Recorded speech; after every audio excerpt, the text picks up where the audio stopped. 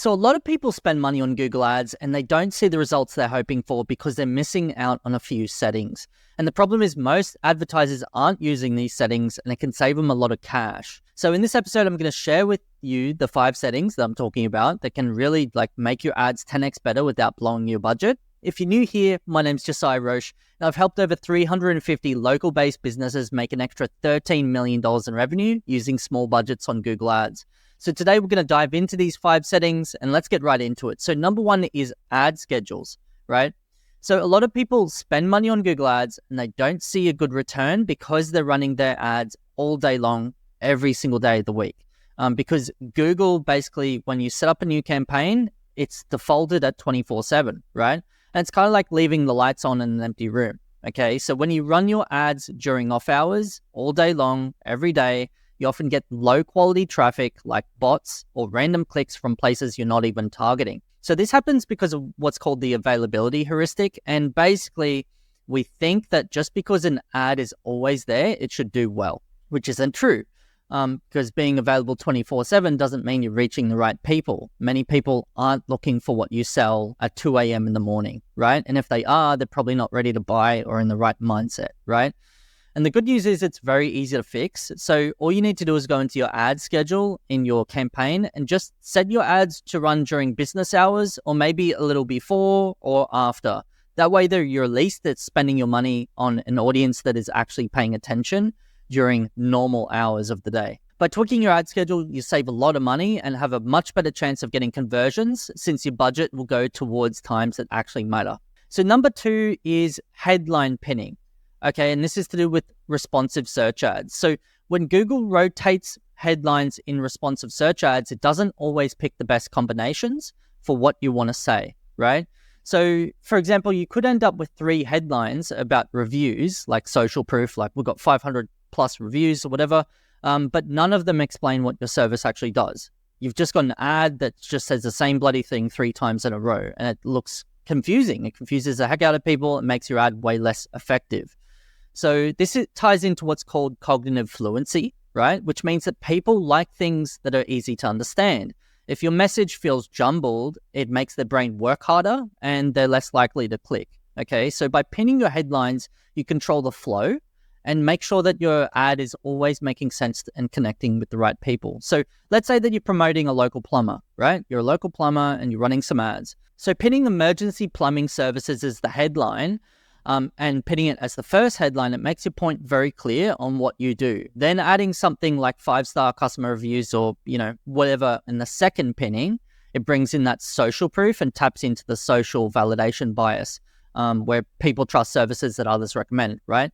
So pinning also helps Google learn faster, right? So you won't waste time or money on bad combinations. It speeds up the learning process, giving you better results sooner. Number 3 is dynamic keyword insertion. So if you imagine you're searching for best Italian restaurant near me, and the first ad you see says exactly best Italian restaurant near me, or near you, even better, then that's dynamic keyword insertion at work. And it's super effective because it uses what's called the mere exposure effect.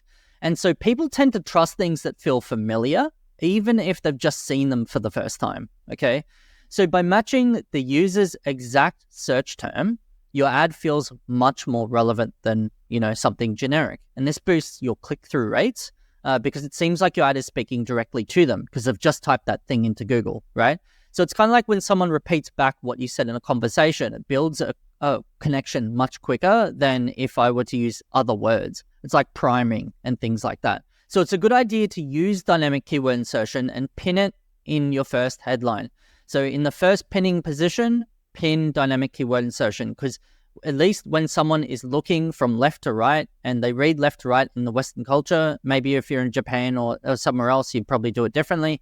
But the idea here is to make sure that it's in the first spot so that when they type that thing into Google and you're showing that in your ad straight away, at least it builds that relevance much faster and it grabs their attention right away because the person's already thinking what they've typed in. And when they see that on the screen, it just makes your ad feel way more personal. Plus, this taps into what's called illusion of personalization, which people believe the ad was made just for them, even though it's automated, right? This feeling of customization really builds trust and leads to way more conversions over time. Number 4 is location insertion. So if you're running ads for a local business, location insertion can make your ads feel even more personal by adding the user's city or neighborhood into the actual ad copy itself. So it works similar to dynamic keyword insertion, but focuses on where the person is located based on their IP address of when they're searching. So for example, instead of saying get your free quote today, you could say something like get your free quote in Chicago today. Something like, that's pretty easy, but there are a lot of clever ways of using this. But this basically taps into what we call the proximity bias, which is when people prefer services that seem closer or easier to reach, right? So by mentioning the location, it shows that your business is nearby and trustworthy and taps into that bias. So in industries where being local matters, like if you're an electrician or a plumber or you offer delivery services, this can make a huge difference to your click-through rates. So people are more likely to choose a service that feels closer to home because it suggests convenience and quicker response times. Okay, so this simple change can make your ad feel way more targeted and increases the chances that people will engage with it. So number 5 is fraud protection. So a lot of people don't realize how much their budget gets eaten up by fraud. And these are things like bots or competitors trying to click on your ads. And if you don't have protection, it's like leaving your wallet out in the open for anyone to take it. So tools like ClickSeize and Fraud Blocker act like security systems for your ads, stopping bad clicks before they happen. So it's like installing an alarm system at home. Once it's set up, you can just relax knowing your budget is safe, okay? And it can automatically block these IP addresses for you, block suspicious activity, people repeating, clicking on your ads, or just like going to on your landing page and then going back and then clicking on your ad again. It can block all that kind of stuff for you. So your money really goes towards real potential clicks and customers instead. So if you can use fraud protection tools, you can save a lot of money. We've saved our clients $3.4 million over the time period on fraudulent clicks and bots. And it's amazing how big this industry is. So number 6, finally, is primary versus secondary conversions. And you might have heard of this, but I'm going to kind of explain how it works. So not all conversions are equal, and treating them the same can mess up your campaign results. So a common mistake that I see a lot of people make is they let Google optimize for every conversion action, which can confuse the algorithm and water down your results and your reports. So this happens because of what's called goal dilution, right? So when you try to focus on too many goals at once, none of them get the attention they deserve.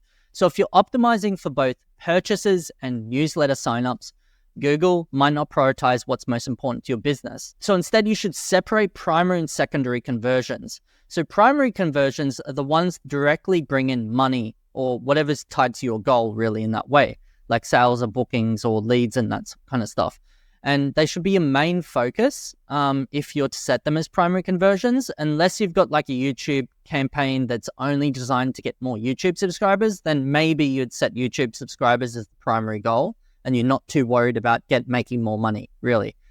So secondary conversions, they might be things like ebook downloads or email signups, and they're very useful to know about, but they shouldn't really distract you from the main objective of getting more revenue. Now, again, the caveat here is if you have a campaign just to get ebook downloads, then maybe it's okay to set your ebook download as the primary conversion. But in all other cases, if you're trying to make more money, just make sure that you've got all these set as secondary. So by making sure you're organizing conversions this way, you can actually give Google a much clearer understanding of how they should train the algorithm for that particular campaign that you have. And it reduces confusion and it helps your campaign performance while cutting down the ad spend. All right, so we've gone through some pretty useful Google Ads settings that can actually make a big difference in how your campaigns perform. And the thing is, most people don't even realize these options exist or how much money they're leaving on the table by not using them. So all these little things add up over time. And so even if it's something as implementing fraud protection, it'll just make a big difference in the long run. So I recommend doing all of these things if you can, even today, like implement them right now. Make sure that your ad managers have got these settings on. And they're not massive changes, but all of them combined can make a huge impact and save you a lot of time and money in the process. And so at the end of the day, it's just about being smarter with your ad spend and focusing on what actually works for your business, right? That's it. So give these settings a try, see how they go, see what happens. Let me know in the comments below, and I hope they go really well for you. That's all we've got time for in this episode. I'll catch you in the next one. Cheers.